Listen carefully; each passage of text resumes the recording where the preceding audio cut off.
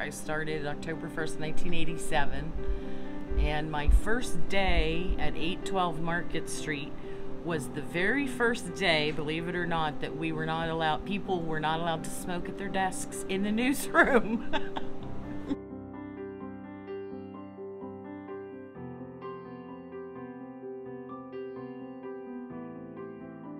Best way to describe it is gritty, filled with people, old-time reporters who like to smoke a lot, and more than a few of them, I think, had a few drinks over lunch. It was really an old-time newsroom. I think one of the coolest things was it was a really authentic building. You could see the press, you could, it just was super authentic, and because it was such an old place, I actually liked that. Never bothered me.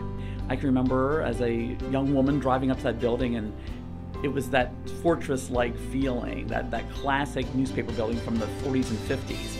And that building had more surprises in it. It used to have a pneumatic tube that would send copy to different departments all over the newsroom. Had a big full-blown dark room for photography.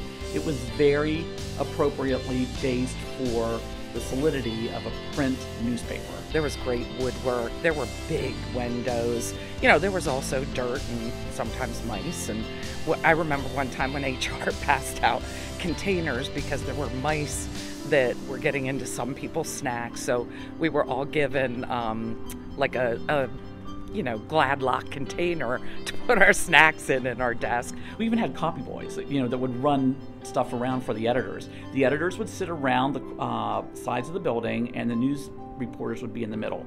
And you'd see people dashing back and forth. Well, if you're talking about the building, I don't have any fond memories.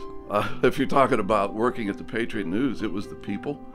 I thought it was a great place to work. I stayed there for 32 years. The people, the accomplishments that we, achieved together. Those are the things that stand out. The friendships, and those are the most important to me, not the building. Cal Turner, one of our best feature writers ever. He was an old Navy vet from World War II. He was a fantastic writer, and I always knew I had to get my work done before lunch, because when Cal came back from lunch, he was in such a mood that all he wanted to do was talk to me the rest of the afternoon. Another guy was Don Sarvey, who was a reporter. He was such a rabid Penn State fan that one time during a close game, he almost had a heart attack. So, I mean, those were the kind of characters you worked with back then. The floor had these big square tiles, and all the electrical cable cords ran under those tiles. And when they needed to fix something, they'd come in with these big suction cups to lift them up off the floor. Well, some reporters had figured out how to hide things under there, and one day Cal offered me a beer, and he lifted up the tile on the floor, and there was a six-pack hidden under there.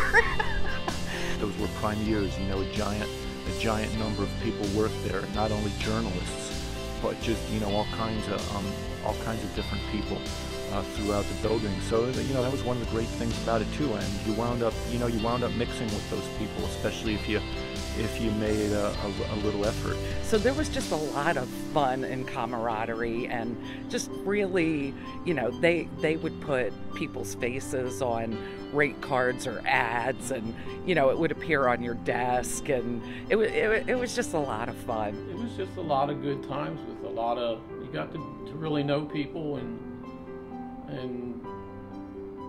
you kind of shared your life in a sense together because you were all there for so long. It was different than coming and going every 5 years and things like that. It was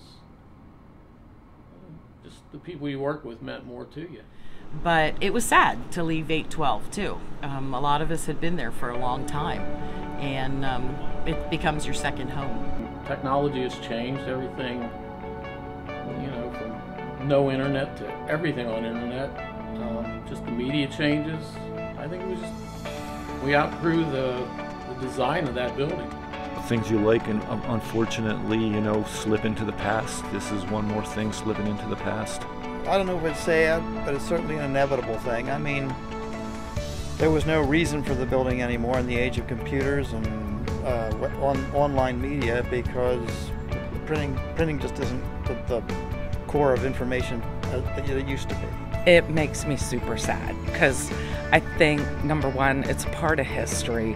I spent a considerable amount of time there, and I liked the you know, everything now feels so sterile compared to what buildings like that were. The memories of the people who were in it, and the experiences that we had, and all the wisecracks about the building when we were in it, because, you know, there was always something. But I have to admit, we're not about the paper so much anymore as we are about online, and it's totally symbolic that we moved out here to this open office that's so much more conducive for online journalism. It was the right decision to make, but yeah, you have to feel nostalgic about it, and especially when they're tearing it down. You can shed a tear or two.